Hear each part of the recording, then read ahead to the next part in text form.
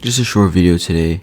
I want to talk about layouts for advertorials, and I see a lot of advertorials every single day, and it's not all the time where you see creative layouts with buttons everywhere and like different boxes everywhere, and it's good to switch up, kind of break up the text.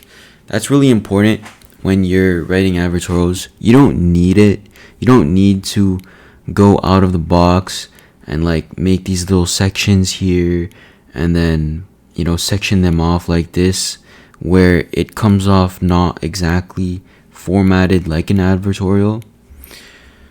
You don't really have to do that, but brands that do that I see very often, they're doing big numbers. Like, big brands have their own kind of like visual aesthetic, if I say.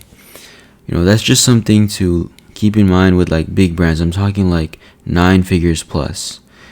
Now, you really don't need any of this, and I would actually suggest not to make any sort of layout a lot differently from the advertorials that you see all the time. And there's a reason for that, because you don't know what you don't know. So you don't know what works. You don't know what will work if unless you test it, right?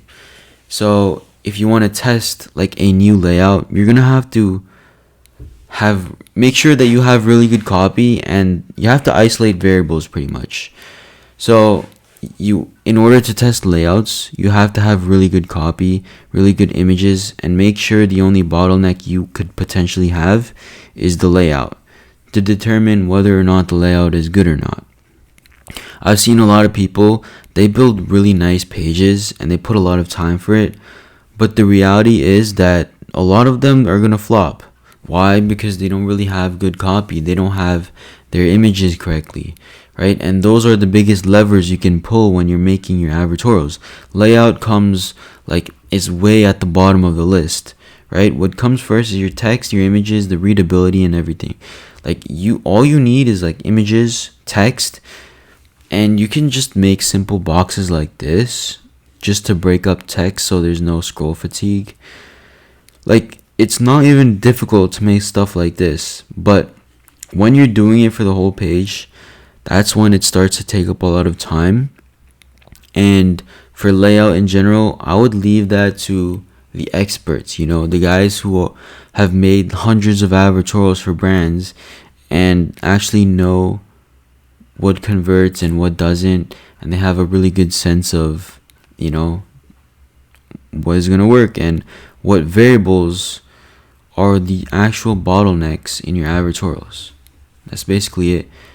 If you need an advertorial for a brand, I make advertorials for e-com brands. You can message me on X.